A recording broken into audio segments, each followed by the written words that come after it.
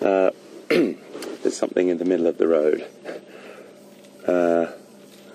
So we might just stop here and watch him do what he does best. So he's pushed that tree over and he's going for those tender young shoots on the ends. He's only got one tusk, this boy. He probably broke it off in a fight or breaking a tree down or something, but more than likely a fight or a battle of some description. And he'd still be a formidable opponent. One tusk can be a very, very handy thing sometimes. And the way that that's pointing out in that direction as well, he could probably use that as a serious weapon. But this is exactly what we were talking about the other day when we were talking about that elephant effect and how they do push down many a tree to get just those tender young shoots off the end.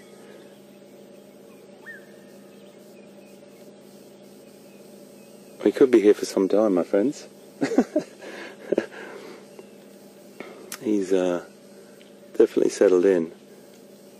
But that's no problem at all. Isn't he beautiful? Beautiful ears. And you saw that baby with Pete yesterday. You probably noticed, many of you would have noticed, the very hairy when they're born, little elephant.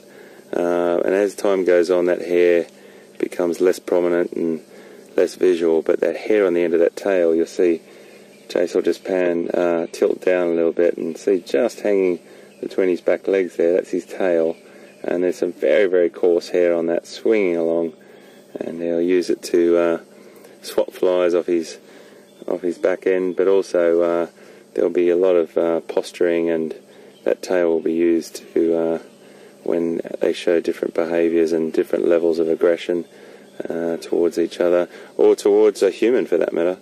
They'll give you lots of warning signs, but at the moment we're fine.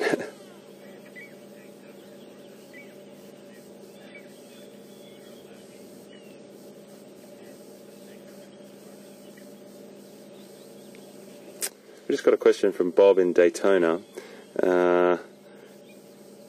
If elephant tusks grow back, and it's a good question, Bob.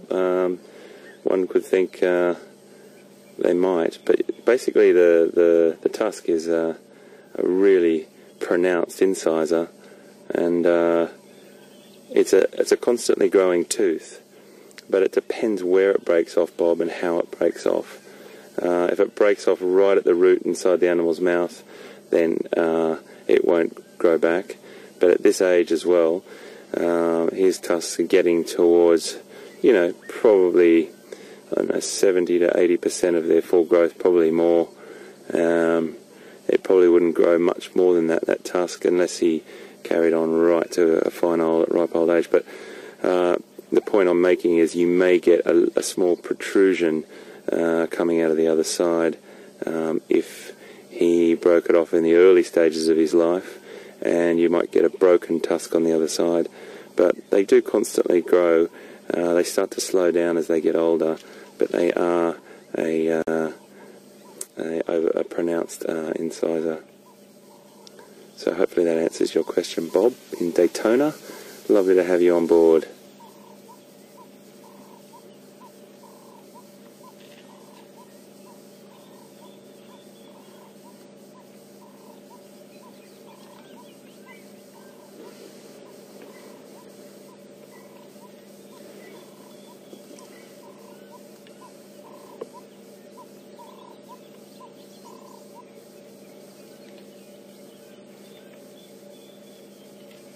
An adult bull can get up to 3,500 kilograms.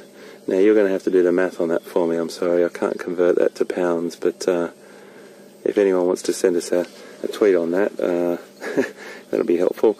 I can't convert that in my brain at the moment, but 3,500 kilograms for a adult male.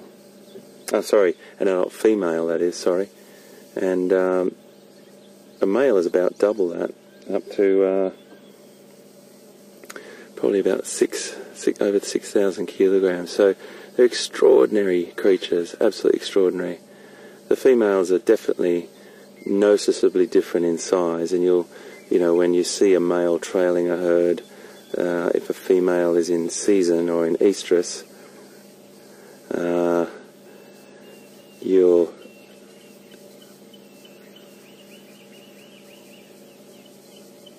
so I'm just going to give Control a call on that.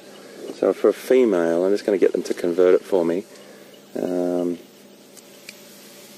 Control, do you copy? Can you just give me a conversion on 3,500 kilograms for a female and about let's just go for 6,000 kilograms for a male. Could you give me that back, please? I just asked Control folks, the Control Centre, to send me a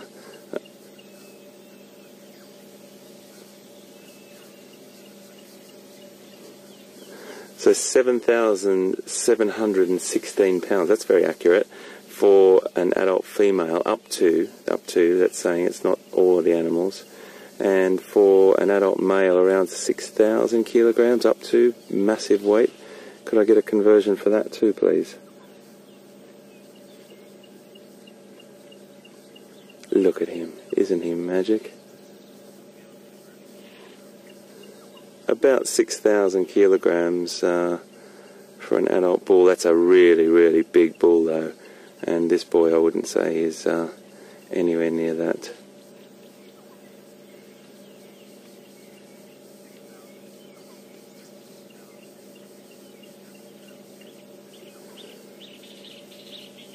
So around 13,000 pounds or just over for an adult male at full size. Okay, so I'm just talking to you about maximums. Look at him as he walks off there, those massive shoulders. I'm just waiting for him, respectfully waiting for him to get off the road. He's had his fill on that tree.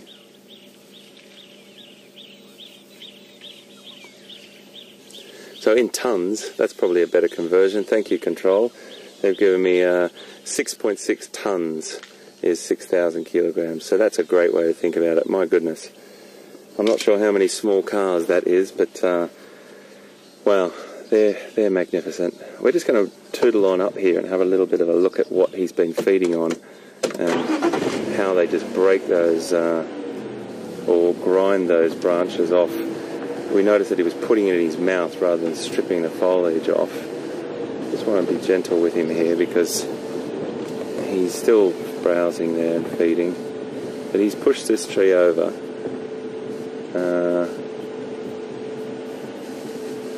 And let's just have a really close look, Jace, at how he grinds this off with his teeth. Have a look at that. Jace, just zoom in on that bit just there. So that is exactly what he's done. He's ground that off with his hard, platy teeth, as opposed to stripping the foliage off this. And look at these thorns. I mean, imagine putting that in your mouth. But he's got these amazing set of grinding teeth that he will use to grind his food up and then digest as much as he possibly can. The elephants get 6 sets of teeth. I think Pete mentioned that in one of his... We're just going to move on past here now, and now we've got a little opportunity. 6 sets of teeth in their lifetime, and they're spaced out throughout their lifetime. They do try and preserve their teeth somewhat. I've seen... Let's see if we've got a little shot of him here. There we go, there he is. That's a nice shot of him now.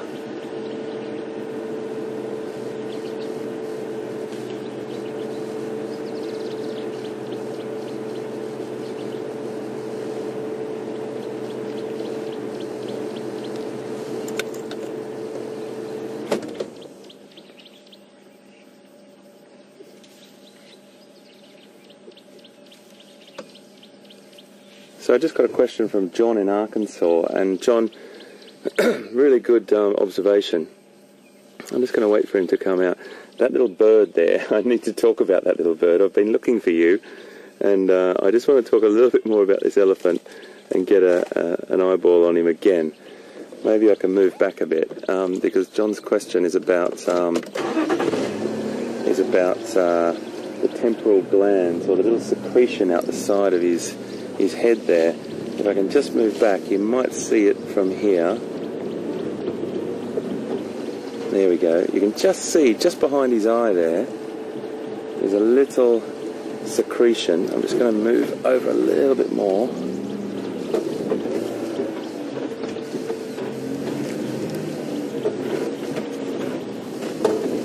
There we go. How's that for you, Jace? Is that alright? A little secretion from the gland there. It's not much, but it's just the start of him becoming sexually active. It's called the musth gland, and that's spelled M-U-S-T-H,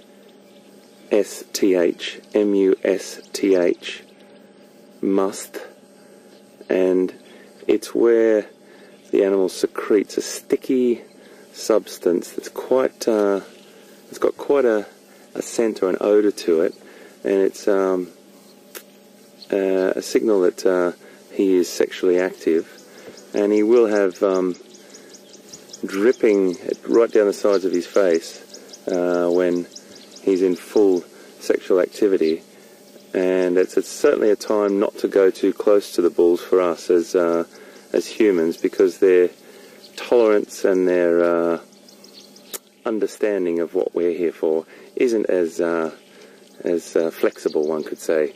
They have a tendency to be a little bit shorter tempered, a little bit less tolerant of us. But that's called the musth gland, and it's an indicator for us that he is sexually active, but he's not at the moment. He will be coming into it. It gets really wet. It looks like you actually can see it dripping in full sexual activity. Right, my friends, we are going to move on and see what else we can find for our last 20 minutes.